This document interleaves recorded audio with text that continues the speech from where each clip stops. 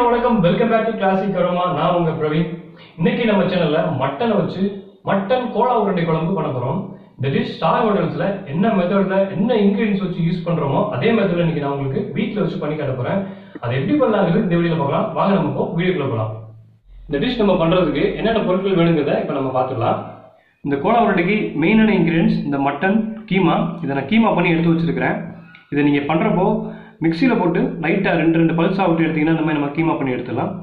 இங்கே அரைச்ச சின்ன வெங்காயத்தை எடுத்து வச்சுருக்கிறேன்.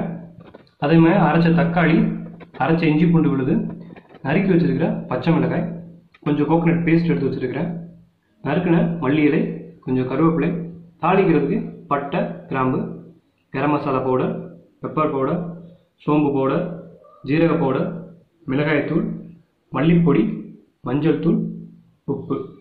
நான் இன்னைக்கு இந்த டிஷ் வந்து கடல் எண்ணெய் வச்சு பண்ண போறேன். இது செக்கில் அரைச்ச கடல் எண்ணெய். சமையல் எப்பவுமே நல்லெண்ணெய் கடல் எண்ணெய் எடுத்துக்கிட்டோம்னா நம்ம ஹெல்த்துக்கு ரொம்ப நல்லா இருக்கும். இப்போ நான் இந்த கடல் எண்ணெய் வச்சு தான் நான் இப்போ இந்த டிஷ் பண்ண போறேன். இப்போ இதில் ஒரு 2-3 டேபிள் ஸ்பூன் அளவுக்கு கடல் எண்ணெய் ஊற்றிக்கிறேன். ஏன்னா நம்ம வெங்காயத்தை பச்சையை அரைச்சி வதக்கிறனால கொஞ்சம் எண்ணெய் அதிகமாக இருக்கட்டும். இப்போ இதில் 2 பட்டை, ஒரு 3 கிராம்பு இதில் போட்டிருக்கேன். இந்த காய வச்சிருக்கிற எண்ணெயில் அது நல்லா பொரியட்டும். இதை அரைச்சி வச்சிருக்கிற சின்ன வெங்காயத்தை வச்சுருப்போம். என்ன சூடானோடனே இதில் சேர்க்குறேன். நான் இதில் 100 கிராம் அளவுக்கு சின்ன வெங்காயத்தை எடுத்து பீல் பண்ணி இதை அரைச்சி வச்சிருக்கிறேன். இப்போது கொதிக்கிற எண்ணெயில் இதை சேர்த்துக்கிறேன்.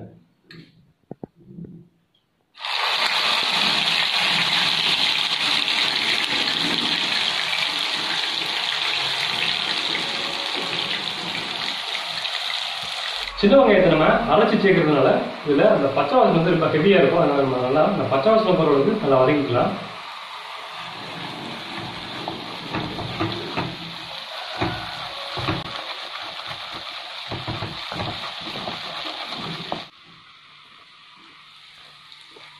இப்போ இது கூட அரைச்சி வச்சிருக்கிற இஞ்சி பூண்டு விழுது ஒரு 1/2 டேபிள் ஸ்பூன் அளவுக்கு இதோட சேர்த்து நல்லா வதக்கிக்கலாம்.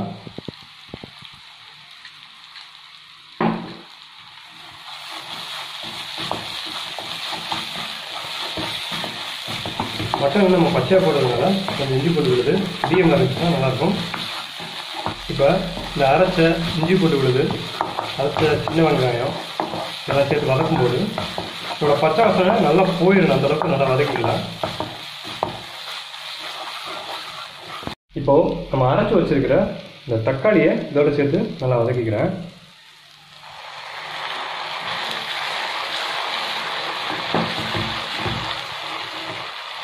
வாவ், பட்டை கிராம்பு சேர்த்துருக்கோம் இல்லைங்களா, அதோட இஞ்சி பூண்டு விழுதோட இந்த வாசனை ரொம்பவே தூக்கலாக இருக்குது. இப்போ இதில் ஒரு பிஞ்ச் அளவுக்கு உப்பு நான் கொஞ்சமாக சேர்த்துக்கிறேன். இப்போ நம்ம இதில் உப்பு சேர்க்கறதுனால வெங்காய தக்கத்தில் இருக்கக்கூடிய இந்த பச்சை வாசனை லைட்டாக குறைஞ்சிரும். அதனால் ஒரு பிஞ்ச் அளவுக்கு சேர்த்துருக்கிறேன். உப்பு சேர்த்துட்டு மறுபடியும் நல்லா மிக்ஸ் பண்ணி விட்டுடலாம். இப்போ நான் வெங்காய தக்காளி சேர்த்து உப்பு சேர்த்து கிண்டதுக்கப்புறமா அந்த ஃபயரை குறைச்சி சிம்மில் வச்சுருக்கிறேன். இப்போது மட்டன் கோலா உருண்டை குழம்புக்கு தேவையான அந்த கோலாவை நான் உருட்டிக்கிறப்போ அதுக்கு இப்போ என்னென்ன சேர்க்கணும்னு பார்த்துக்கோங்க. மின்ச் பண்ணி வச்சுருக்கிற மீட் எடுத்துருக்கிறேன். அதில் கொஞ்சமாக பச்சை மிளகாய், நம்ம நறுக்கி வச்சுருக்கிற பச்சை மிளகாயை கொஞ்சமாக சேர்த்துக்கிறேன். மறுபடியும் இது கூட கொஞ்சம் உப்பு சேர்த்துக்கிறேன். மீட்டில் கொஞ்சம் உப்பு மிக்ஸ் ஆகிருந்தால் தான் நல்லாயிருக்கும். உப்பு சேர்த்துக்கிறேன். நம்ம 2 டைம் உப்பு சேர்க்கறதுனால நீங்கள் ஃபைனலில் உப்பு செக் பண்ணி சேர்த்துக்கோங்க. ரொம்ப அதிகமாக சேர்த்துறாதீங்க. இதில் கொஞ்சம் பெப்பர் பவுடர் நான் சேர்த்துக்கிறேன். பெப்பர் சேர்க்குறப்போ இதில் இருக்கக்கூடிய அந்த கவுச்சி மாறிடும், அந்த ரா ஸ்மெல் இருக்குல்ல அது மாறிடும். சோம்புத்தூள் சேர்த்துருக்கிறேன். அதே மாதிரி கொஞ்சம் லைட்டாக ஒரு பிஞ்சளவு தான் எல்லாமே ஜீரகத்தூளும் சேர்த்துருக்கிறேன். இப்போ இதெல்லாத்தையும் நல்லா நான் மிக்ஸ் பண்ணி விட்டுறேன். நம்ம இந்த கீமா பண்ணுறப்ப கொஞ்சம் கூட தண்ணி இருக்கக்கூடாது. தண்ணி இருந்துச்சு அப்படின்னம்னா நம்ம கோப்தா அந்த உருண்டை பிடிக்கிறப்ப என்ன ஆகும் அப்படின்னா உடஞ்சிரும். இதை நல்லா மிக்ஸ் பண்ணி விட்டுடலாம்.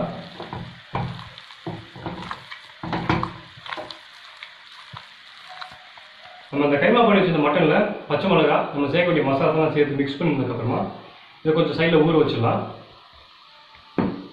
கீமாவை மசாலாவும் சேர்த்து நல்லா ஊற வச்சிட்டோம். இப்போ வெங்காய தக்காளி நல்லா வதங்கிடுச்சு. இப்போ நம்ம அதில் மசாலா சேர்த்துக்கலாம். ஒரு பிஞ்ச் அளவுக்கு பாருங்கள், ஒரு பிஞ்ச் கொஞ்சம் மஞ்சத்தூள் சேர்த்துருக்கிறேன். கொஞ்சம் மிளகாய்த்தூள், மல்லித்தூள், சோம்பு பொடி கொஞ்சம், கொஞ்சம் ஜீரகத்தூள், கொஞ்சம் பெப்பர் பவுடர், அப்புறம் ஃபைனலாக கொஞ்சம் கரம் மசாலா எல்லாத்தையும் சேர்த்துட்டு மசாலாவை பச்சை வாசனை போகிற அளவுக்கு நல்லா வதக்கிக்கலாம். மசாலா சேர்த்ததுக்கப்புறமா நல்லா வதக்கியாச்சு. பச்சை வாசனை கம்ப்ளீட்டாக மாறிடுச்சு. இப்போது கிரேவி தேவையான அளவுக்கு தண்ணி ஊற்றுக்கிறேன்.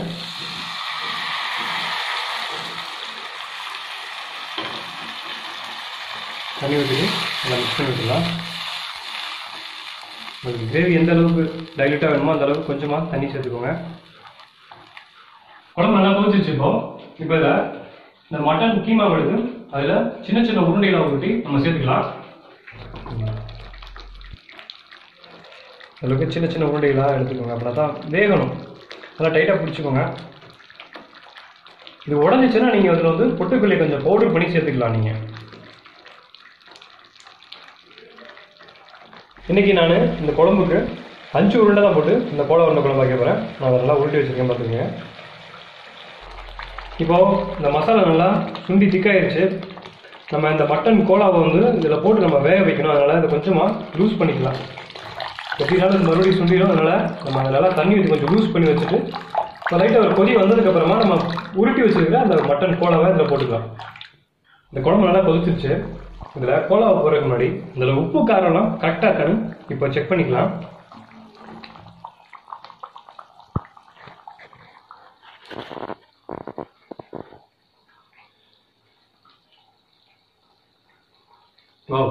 பர்ஃபெக்டாக இருக்குது.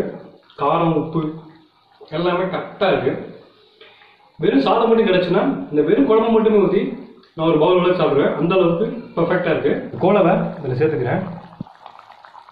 இந்த கோலா சேர்க்குறப்போ நீங்கள் இதை நான் டைட்டாக தண்ணி இல்லாமல் அதனால வடிகட்டி இந்த கோலாவை நான் எடுத்து வச்சுருக்கிறேன். நீங்கள் வீட்டில் கோலா சேர்க்குறப்ப ஒரு கோலா ஃபஸ்ட் போட்டு பாருங்கள். உடஞ்சிருச்சு அப்படின்னா கொஞ்சமாக பொட்டுக்கறியை பவுடர் பண்ணி மறுபடியும் நம்ம மிக்ஸ் பண்ணி வச்சுருக்க அந்த மீட்டில் அந்த பவுடரை சேர்த்துட்டு டைட் பண்ணி மறுபடியும் நீங்கள் இதில் போட்டுக்கோங்க. இப்போ நான் ஒரு உருண்டை சேர்த்துருக்கிறேன். அது உடையில, ஏன்னா அது கரெக்டாக இருக்குது. அதனால் மீதம் இருக்கக்கூடிய அந்த உருண்டையை நான் அதில் சேர்த்துக்கிறேன். இதை சேர்த்ததுக்கப்புறமா ஒரு நிமிஷம் கழித்து லைட்டாக பரட்டி விடுங்க. ஈவனாக எல்லா பக்கமும் அந்த உருண்டை நல்லா வெந்து வரணும். இந்த கோலா உருண்டை குழம்புல நம்ம பிடிச்சி வச்சுருந்த அந்த கோலாவை சேர்த்ததுக்கப்புறமா இதை நம்ம மிக்ஸ் பண்ணிக்கலாம். இது மிக்ஸ் பண்ணுறப்போ அந்த பால்ஸ் உடையாமல் மெதுவாக மிக்ஸ் பண்ணிக்கோங்க.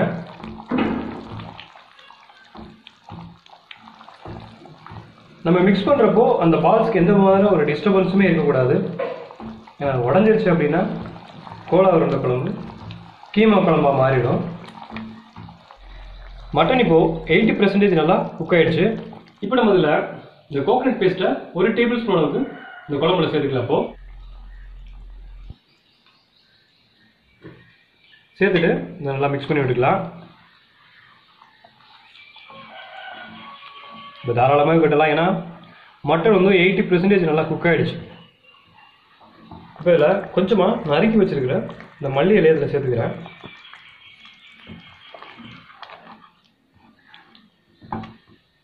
ஃப்ளேமை மீடியம் வச்சு கொஞ்சம் குக் பண்ணிக்கலாம். இப்போ நம்மளோட மட்டன் கோலா உருண்டை குழம்பு ரெடி ஆயிடுச்சு. இப்போ நம்ம ஒரு பாத்திரத்துக்கு மாற்றிக்கலாம். நம்ம ஒரு பாத்திரத்தில் மாற்றுறதுக்கு முன்னாடி இந்த கோலா உருண்டை மட்டும் தனியாக எடுத்துட்டு அதுக்கப்புறமா நமக்கு கிரேவி ஊற்றோம்னா நம்ம அந்த கோலா உருண்டை உடையாமல் நமக்கு கிடைக்கும். இப்போ நான் மாற்றிக்கிறேன். ஓகே, இந்த கோலாவெல்லாம் எடுத்தாச்சு. இப்போ இந்த கிரேவி இதில் நான் ஆட் பண்ணிக்கிறேன். இப்போ இதை கொஞ்சமாக கொத்தமல்லி தூவி நம்ம சர்வ் பண்ணிக்கலாம்.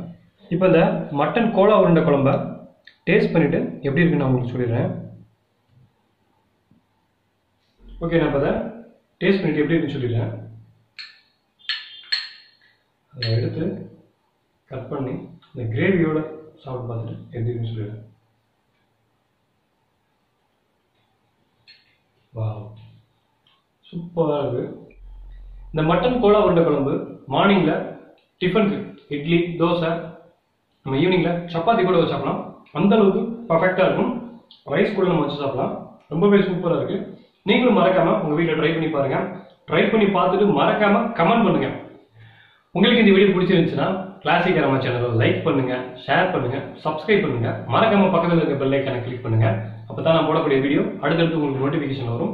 வேறு எதனாவது புது டிஷ்ஷு நான் உங்களுக்கு பண்ணி தரணும், பண்ணி காட்டணும் நீங்கள் ஆசைப்பட்டீங்கன்னா மறக்காமல் கமெண்ட் பண்ணுங்கள். மீண்டும் ஒரு நல்ல ரெசிபியோட உங்களை சந்திக்கும் வரை நன்றி, வணக்கம்.